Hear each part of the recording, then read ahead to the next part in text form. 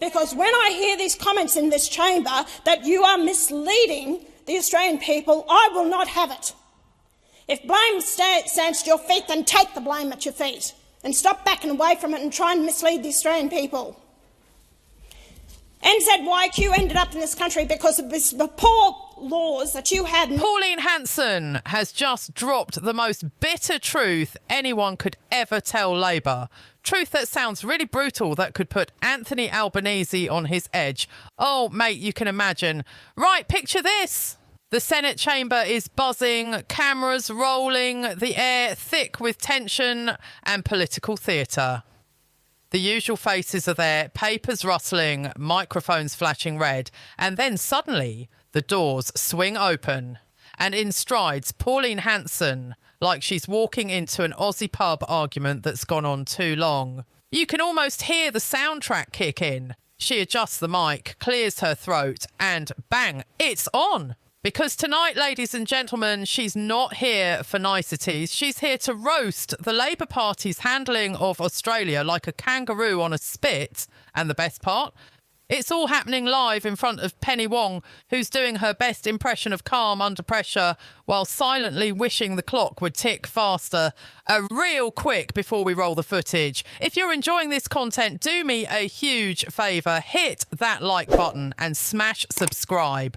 Over 98% of viewers watch without subscribing. Don't be one of them. It's free for you and it helps us out more than you know. Already clicked? You're awesome. Let's get into the video. NZYQ came into this country under the Labor Party because they lost control of the borders. They were warned about this because we had sovereign nation. Sorry, Senator Hanson, resume your seat, please. Minister. Senator Hanson, just to try to be helpful, the bill went. The bill where relevance. The bill we're dealing with. The bill we're dealing with is not about NZYQ. Minister, that was yesterday. Minister, resume your seat. Senator Hanson. I referred to the minister. He brought up NZYQ in his response. Senator Cash. The minister brought up NZYQ in his response, and going back to Peter Dutton, the Minister Dutton at the time.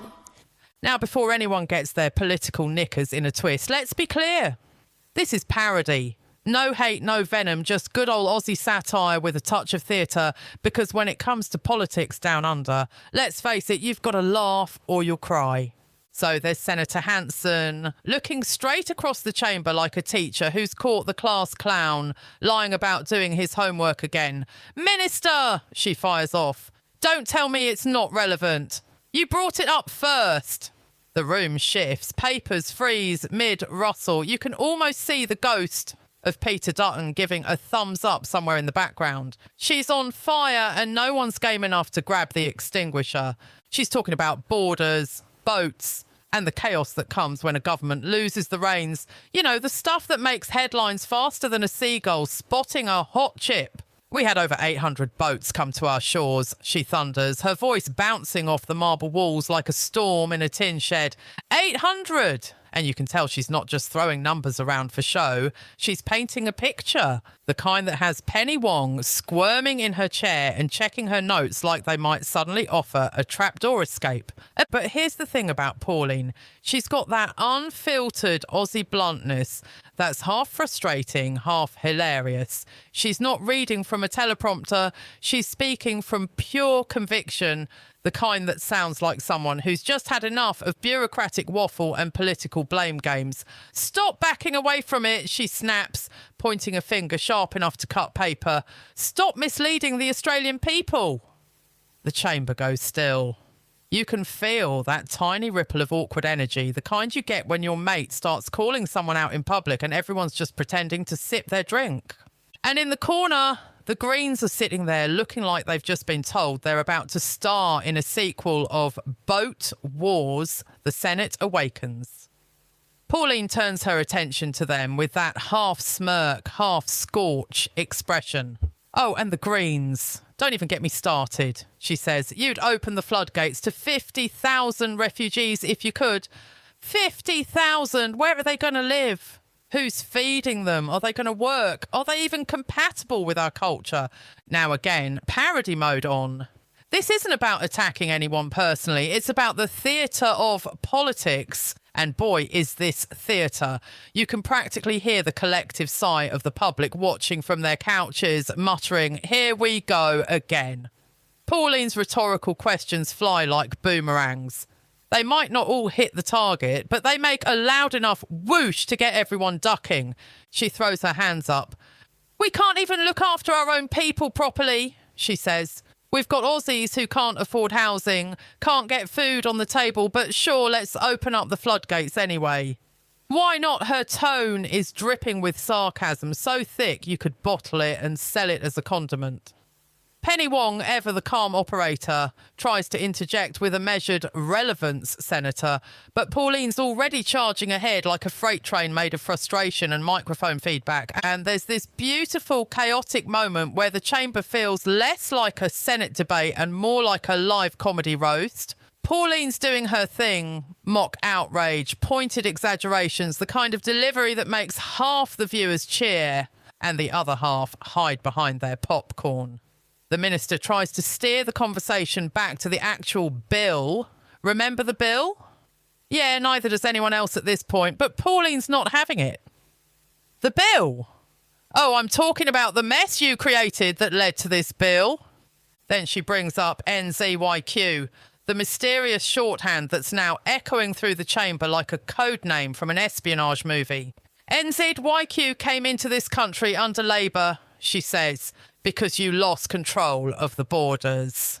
The minister shifts uncomfortably, perhaps wondering how 3 letters have suddenly become a full-blown Senate scandal. But that's the thing about Pauline. She doesn't need props or gimmicks. Her delivery is the spectacle. She's got that unique Aussie way of mixing fury with humour, frustration with familiarity. She sounds less like a politician and more like your neighbour going off about the council's new parking rules, just louder with national consequences. And the Greens, oh, they get another round of comedic fire. They want 50,000 refugees. Can you believe that? She says again, throwing her hands in disbelief. We can't even look after the people we already have, but sure, let's open the floodgates like it's happy hour at the border. There's laughter from one side, groans from the other, and the clerk in the background probably wishing he'd brought popcorn. Then the pièce de résistance, Pauline's mock heroic declaration of sovereignty. "We have a right to control who comes into this country," she says, chest out, voice ringing with defiance. "We have a right to say yes or no." That's what it's about, protecting our national identity, our way of life, our culture.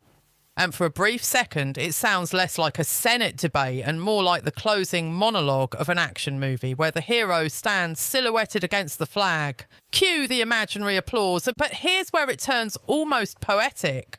She talks about the immigration process, the right way, as she puts it, the paperwork, the waiting, the interviews. And there's something ironically heartfelt buried beneath all the bluster.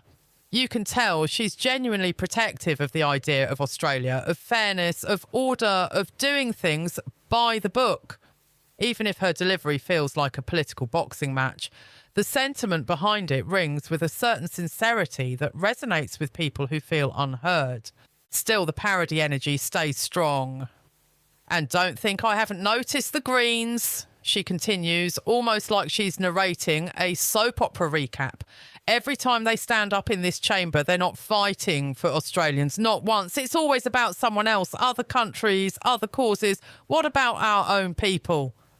She pauses, takes a breath, and the silence stretches. You could hear a pin drop, or at least the faint sound, of Penny Wong mentally composing her next calm diplomatic rebuttal. "You know," Pauline adds, almost softer now, "I wish Australians really understood what they stand for." It's a moment that almost feels sincere, almost, because just as quickly, the fire's back. "You don't represent the Australian people fully," she says. "You're worried about everyone else, but not the Australian people." And that, folks, is when the imaginary crowd at home starts clapping, not because they necessarily agree with everything she's saying, but because, well, this is entertainment. Politics meets performance. Theatrical outrage meets relatable frustration. By this point, Penny Wong's expression could win awards for composure under siege.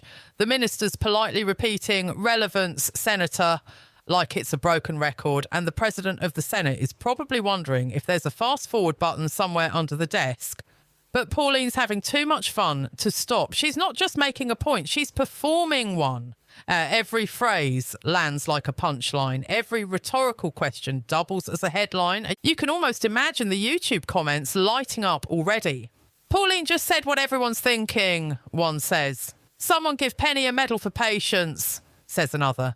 And in the middle, someone inevitably posts a timestamp. 9:42. This is where it gets wild. By the end of her speech, the chamber looks like it's been through a cyclone of passion, politics, and a sprinkle of pandemonium. Pauline sits back, satisfied, while the room collectively exhales. The minister resumes her seat, probably planning a strongly worded response, and the Senate moves on.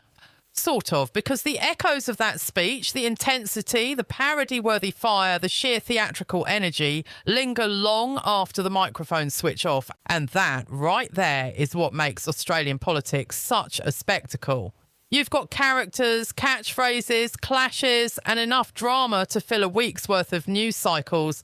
But underneath the humour and exaggeration, there's always that real pulse of national conversation. What kind of country we are, who we let in, and how we take care of our own.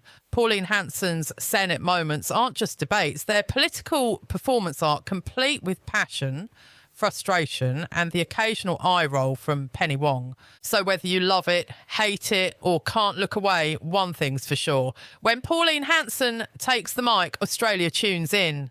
Because in a world of scripted sound bites and cautious statements, her unfiltered, unpredictable energy is a reminder that democracy down under isn't just serious business. It's also one heck of a show.